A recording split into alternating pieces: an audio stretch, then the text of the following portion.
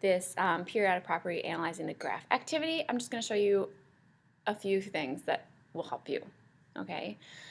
What you're looking at in the end are trends, and all over the place it asks like, do you see the trend? Do the trends repeat? Blah, blah, blah. So what is a trend?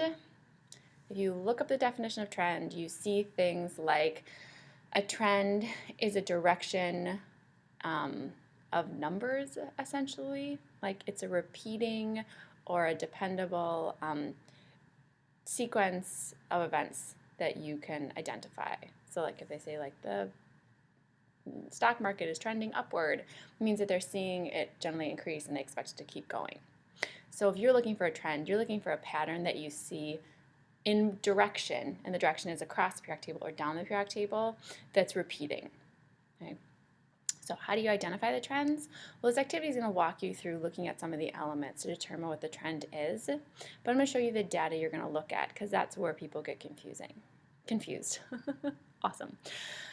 Oh, it's upside down. Cool. So the second page has graphs. And each of these graphs is a graph of whatever the measurement is versus the atomic number, meaning every single dot on here is an atom. Depending on the atomic number, it is the data for a specific atom. Okay. You can read the graph to try to figure out what the atom is, but sometimes that's hard. So I also include for you guys the data. Okay. So if you're looking at your graph, say for example this atomic radius graph, and you see this peak right here, and if you're like, oh, that peak is somewhere between 0 and 4, I'm not sure which element it is. I'm not sure if it's helium or lithium or beryllium or where it is. Go to your data, and you can look here at 1 through 4 and see, oh, number 3 is my biggest number at 1.52.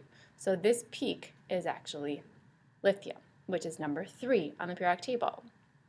So basically you want to use the graph and use the data to read this. What you want to be able to find are two different things: your periods, which are your rows, and then your groups. Your periods or your rows are going to be the rows in the periodic table. So like row 2 is going to be from lithium, which is number 3, all the way through neon, which is number 10. So when I talk about looking for a trend in period 2, you're going to be looking for atomic number 3 through 10.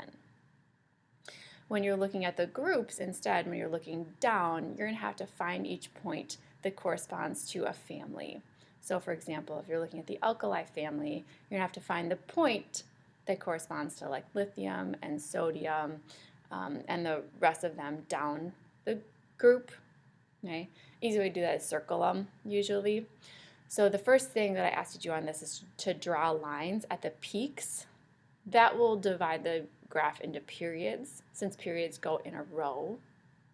Right? They go on a line. You'll go 2, then 3, then 4, then 5, then 6.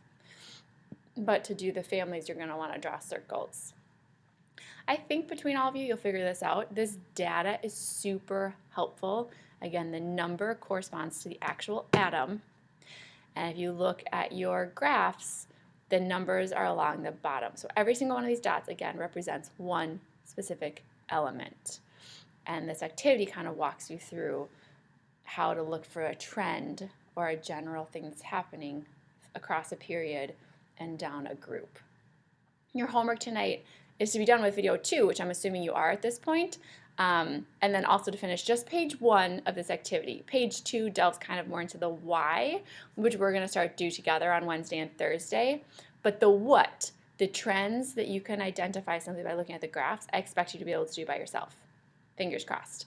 Send me emails if things go really bad. I'd love to know before I walk in tomorrow where you're all at.